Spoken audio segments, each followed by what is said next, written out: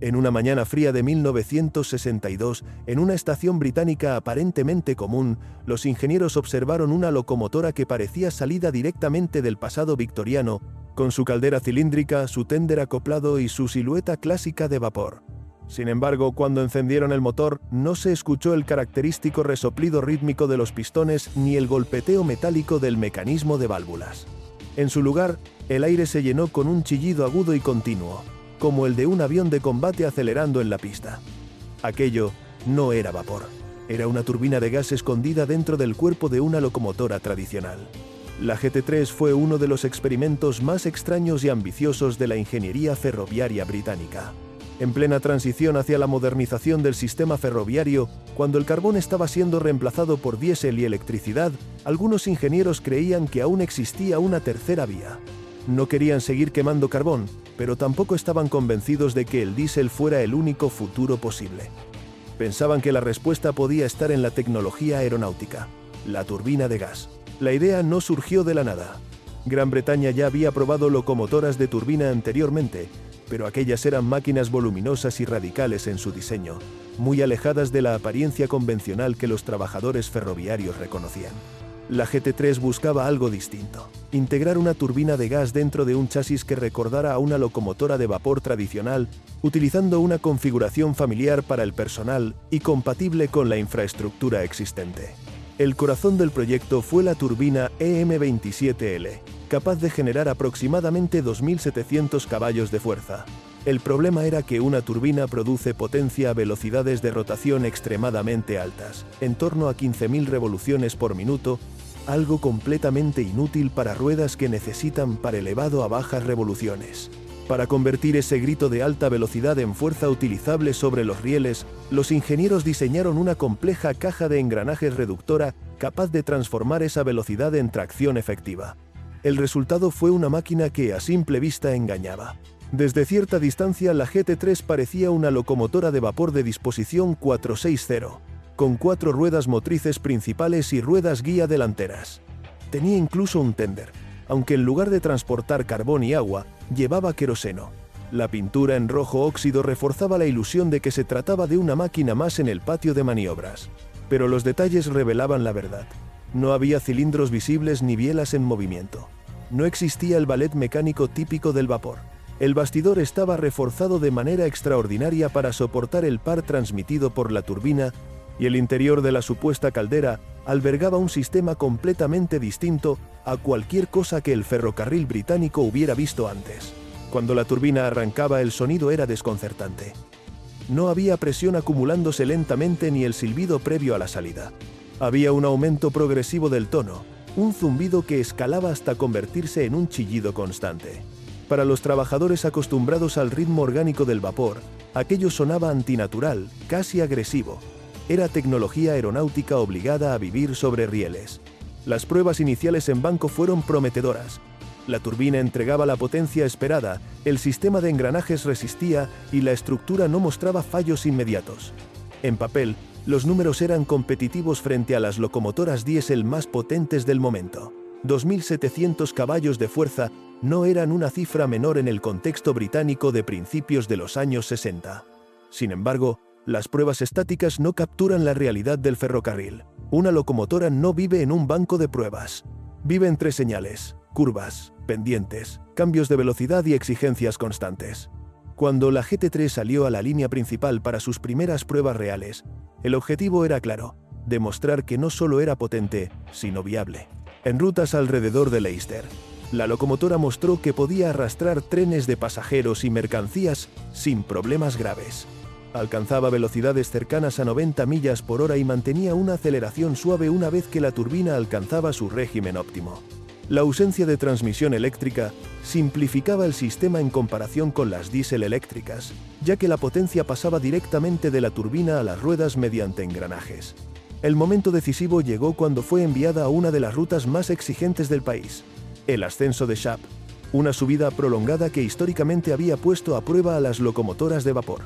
Allí, la GT3 demostró que podía mantener potencia sostenida sin necesidad de gestionar agua ni carbón, sin fuego que alimentar ni presión que vigilar. Sin embargo, mientras el rendimiento mecánico parecía satisfactorio, comenzaron a surgir dudas más profundas. El consumo de combustible bajo carga elevada era considerable. El queroseno no era barato, y la eficiencia térmica de la turbina no competía favorablemente con los motores diésel en condiciones variables. Además, la turbina tenía una característica problemática. Era eficiente a plena potencia pero poco económica a carga parcial. El experimento, que había comenzado como una visión audaz de futuro, empezaba a revelar que el problema no era si la máquina funcionaba, sino si tenía sentido dentro del sistema ferroviario que estaba emergiendo. Y en ese sistema, la flexibilidad operativa y la economía no eran opcionales, eran decisivas. El verdadero desafío de la GT3 no apareció cuando rugía a plena potencia en una recta despejada, sino cuando debía comportarse como cualquier otra locomotora dentro del entramado cotidiano del ferrocarril británico. Las líneas no eran laboratorios. Eran sistemas vivos con estaciones, señales restrictivas, cambios de vía, limitaciones temporales y tráfico mixto que obligaba a acelerar, frenar y volver a acelerar constantemente. Y ahí es donde la turbina de gas empezaba a mostrar su lado menos glamuroso. Una turbina de gas es extraordinariamente eficiente cuando trabaja cerca de su punto de diseño, es decir, cuando gira a alta velocidad y produce potencia sostenida. En aviación eso tiene sentido, porque un avión despega, asciende, y luego mantiene una potencia relativamente estable durante el crucero. En una central eléctrica también encaja, porque la demanda puede ser constante durante horas. Pero en un ferrocarril la potencia fluctúa sin cesar. Cada parada en estación implica reducir velocidad, mantener régimen bajo durante minutos y luego volver a acelerar. Cada señal en amarillo obliga a anticipar una posible detención. Cada tramo urbano introduce limitaciones adicionales. En ese contexto, la turbina debía seguir girando, consumiendo combustible incluso cuando no estaba entregando potencia útil significativa. A diferencia de un motor diésel, que puede ralentizar y consumir relativamente poco combustible en vacío, la turbina necesita mantenerse en rotación constante para estar lista para responder. Ese comportamiento tenía un precio. El consumo de queroseno en condiciones de carga parcial era elevado. Los cálculos económicos empezaron a inclinarse en contra del experimento. Aunque la potencia máxima era impresionante para una sola unidad, la eficiencia promedio durante un servicio real no lo era tanto. Sin embargo, la economía del combustible no fue el único obstáculo. Había una cuestión estructural más profunda que afectaba a la integración de la GT3 en la red, su diseño heredado del vapor. Aunque la locomotora utilizaba tecnología moderna en su interior, externamente seguía el esquema clásico de una máquina de vapor con tender. Eso significaba que tenía una única cabina de conducción en un extremo. En la era del vapor, esto no era un problema serio porque la infraestructura estaba diseñada para ello. Las estaciones terminales contaban con placas giratorias o triángulos de inversión que permitían girar la locomotora antes de emprender el viaje de regreso. Pero a principios de los años 60, British Railways estaba eliminando sistemáticamente esas instalaciones. El plan de modernización apostaba por locomotoras diésel y eléctricas bidireccionales, con cabinas en ambos extremos, capaces de cambiar de sentido sin necesidad de infraestructura adicional. Mantener y operar placas giratorias era costoso y ocupaba espacio valioso. La GT3, con toda su sofisticación tecnológica, requería precisamente esa infraestructura que el sistema estaba desmontando. Este detalle resultó devastador desde el punto de vista estratégico. Aunque la turbina funcionara correctamente y entregara potencia competitiva, su necesidad de ser girada para operar en sentido contrario la convertía en una anomalía dentro del modelo operativo futuro. No era suficiente con que la máquina fuera potente, debía encajar en la lógica de la red. Al mismo tiempo, el propio fabricante, English Electric, estaba produciendo locomotoras diésel eléctricas que demostraban su eficacia en servicio diario. El ejemplo más espectacular era la clase Deltic, equipada con motores Napier Deltic de diseño innovador, capaces de generar alrededor de 3.300 caballos de fuerza. Estas locomotoras eran rápidas, fiables, bidireccionales y utilizaban diésel ampliamente disponible. La comparación era inevitable. La Deltic no requería placas giratorias, no consumía queroseno, no necesitaba una caja de engranajes reductora especial para convertir 15.000 revoluciones por minuto en tracción útil. No dependía de un sistema experimental que aún estaba en fase de evaluación. Y, lo más importante, ya estaba demostrando su valor en líneas principales como la East Coast Main Line. Desde el punto de vista de British Railways, invertir en una flota de turbinas de gas cuando el diésel eléctrico estaba funcionando con éxito implicaba asumir un riesgo considerable sin una ventaja clara. La GT3 también planteaba desafíos en mantenimiento. Aunque eliminaba algunos componentes tradicionales del vapor, introducía otros completamente nuevos para el entorno ferroviario británico. La turbina requería tolerancias precisas, sistemas de lubricación específicos y conocimiento técnico más cercano al mundo aeronáutico que al ferroviario tradicional. Eso implicaba capacitación adicional, herramientas especializadas y una cadena de suministro distinta. En contraste, el diésel eléctrico combinaba un motor relativamente convencional con generadores y motores de tracción eléctricos que ya estaban bien comprendidos por el personal técnico. A medida que avanzaban las pruebas, el entusiasmo inicial comenzó a transformarse en una evaluación fría y pragmática. La turbina no era un fracaso técnico evidente. Funcionaba, entregaba la potencia prometida. Podía escalar pendientes exigentes y mantener velocidad respetable. Pero su integración en el sistema completo generaba fricciones en múltiples niveles. El proyecto, que había nacido como una posible tercera vía entre vapor y diésel, empezaba a parecer una solución brillante para un problema que ya estaba siendo resuelto por otra tecnología más sencilla. Y en el ferrocarril, donde la fiabilidad diaria pesa más que la innovación espectacular, esa diferencia es determinante. La GT3 seguía rodando, seguía aullando como un reactor sobre rieles, pero la decisión sobre su futuro ya no dependía de su potencia, sino de su compatibilidad con el mundo que estaba surgiendo alrededor de ella. A medida que las pruebas avanzaban y los informes técnicos se acumulaban sobre los escritorios de British Railways, el destino de la GT3 comenzó a definirse no por una falla espectacular, sino por una comparación constante y silenciosa con las locomotoras diésel que estaban transformando la red. La turbina de gas no colapsó mecánicamente, no explotó, ni dejó de funcionar de manera dramática. Su problema fue más sutil y por eso mismo más definitivo. Simplemente no ofrecía una ventaja suficiente para justificar su existencia dentro del nuevo paradigma ferroviario británico. Desde el punto de vista técnico, la locomotora había demostrado que el concepto era viable. La turbina EM27L giraba con estabilidad. La caja de engranaje reductora soportaba la carga sin desintegrarse y el bastidor reforzado resistía el par transmitido a las ruedas motrices. En ascensos exigentes como Shap Summit, la máquina podía mantener potencia sostenida sin la complejidad operativa del vapor tradicional, que requería vigilancia constante de la caldera, gestión del agua y un equipo experimentado para mantener presión adecuada durante todo el trayecto. Sin embargo, la evaluación ferroviaria no se limita a comprobar si algo funciona. Se trata de determinar si funciona mejor que lo que ya existe y si encaja dentro de una red que está evolucionando hacia mayor eficiencia, menor coste y mayor flexibilidad operativa. En ese terreno, la GT3 empezó a quedarse atrás. Uno de los aspectos más problemáticos fue la eficiencia global del sistema en servicio real. Las turbinas de gas son conocidas por su excelente relación potencia-peso y por su capacidad de generar grandes cantidades de energía en un volumen relativamente compacto.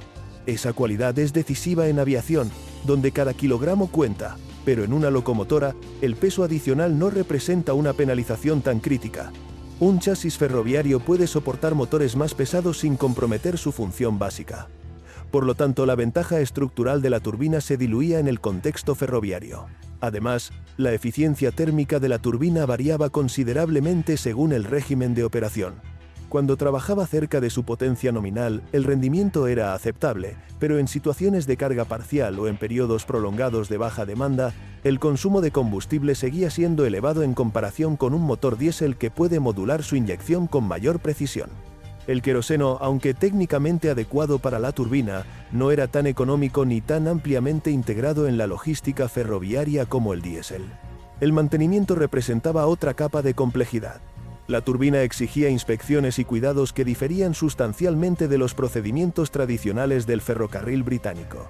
El personal debía familiarizarse con sistemas de alta velocidad rotacional, tolerancias finas y componentes sometidos a temperaturas elevadas constantes. Aunque no era imposible adaptar talleres y formación, implicaba una inversión adicional en un momento en que la prioridad era estandarizar la flota alrededor de tecnologías probadas y escalables. Mientras tanto, las locomotoras diésel eléctricas no solo estaban cumpliendo con las expectativas, sino que estaban superándolas. La clase Deltic, por ejemplo, ofrecía mayor potencia total.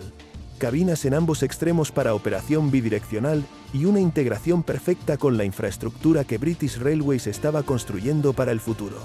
No requerían placas giratorias ni triángulos de inversión, y podían operar en múltiples configuraciones sin modificar las estaciones ni los patios.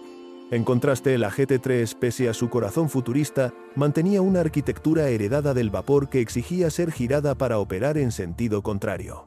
En un sistema que estaba eliminando deliberadamente ese tipo de infraestructura, esa característica era una desventaja estructural insalvable. El análisis económico final no se basó únicamente en el coste del combustible o en el mantenimiento directo, sino en la visión a largo plazo del sistema ferroviario. La estandarización reduce costes, simplifica formación y facilita el suministro de repuestos. Introducir una flota pequeña de turbinas de gas habría significado crear una subcategoría tecnológica con necesidades específicas y beneficios inciertos. En ese contexto, la pregunta dejó de ser si la GT3 podía funcionar y pasó a ser si merecía multiplicarse. La respuesta, desde la perspectiva estratégica de British Railways, fue negativa. La decisión no se anunció como un fracaso estrepitoso, sino como una conclusión natural dentro del proceso de modernización. La GT3 regresó a Vulcan Foundry sin un pedido de producción en serie. El experimento había cumplido su propósito: demostrar que la turbina de gas podía moverse sobre rieles británicos.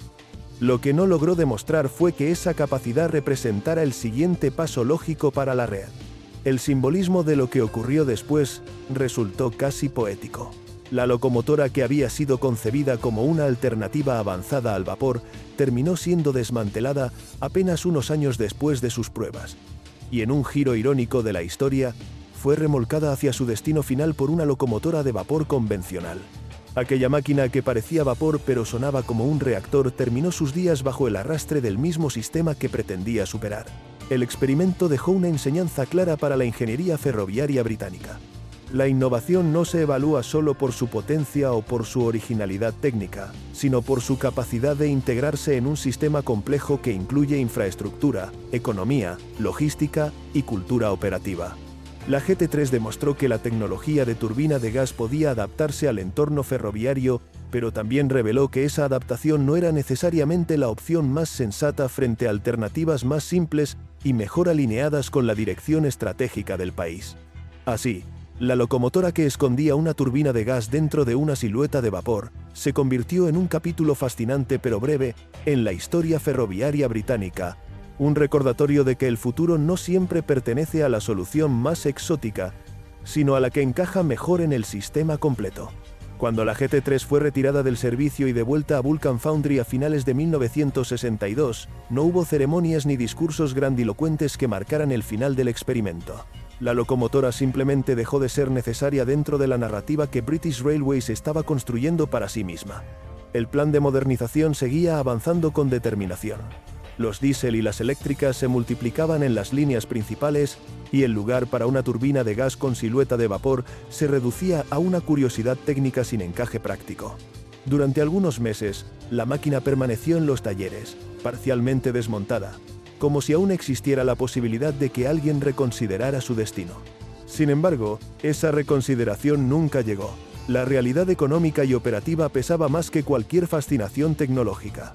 El motor de turbina fue retirado, probablemente para análisis o reutilización en otros contextos industriales.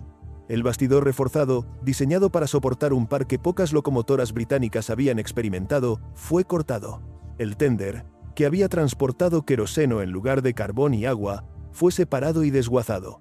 Para febrero de 1966, los restos de la GT3 llegaron al desguace de Thomas Ward en Salford, donde el acero, que había representado una apuesta audaz por el futuro, terminó convertido en chatarra. El gesto final de ironía fue casi literario.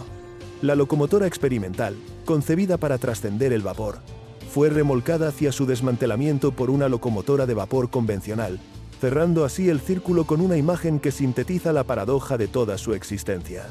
Lo que desapareció físicamente fue más que una máquina. Se perdió un intento serio de redefinir la tracción ferroviaria británica en un momento de transición profunda. Sin embargo, aunque ningún componente de la GT3 sobreviviera para exhibirse en un museo, su legado persiste como estudio de caso en la historia de la ingeniería ferroviaria. La lección que dejó no es que la turbina de gas fuera inviable en términos absolutos. De hecho, la tecnología encontró aplicaciones exitosas en otros ámbitos, como la generación eléctrica y la aviación, donde sus características de alta potencia específica y funcionamiento continuo encajaban mejor con las necesidades operativas. El problema fue que el entorno ferroviario británico de principios de los años 60 no ofrecía el escenario ideal para que esa tecnología floreciera. El ferrocarril es un sistema interconectado donde infraestructura, combustible, mantenimiento, formación y estrategia empresarial deben alinearse. La GT3 era potente, innovadora y técnicamente impresionante, pero su arquitectura heredada del vapor la anclaba a una infraestructura que estaba siendo desmontada deliberadamente. Su consumo de queroseno la colocaba en desventaja frente al diésel en un contexto de costes y disponibilidad. Su complejidad técnica requería recursos que el plan de modernización prefería concentrar en tecnologías ya consolidadas. Además, la ventaja fundamental de la turbina, su elevada relación potencia-peso, no era determinante en locomotoras que podían permitirse mayor masa sin penalización significativa. En un avión, cada kilogramo ahorrado se traduce en alcance y eficiencia.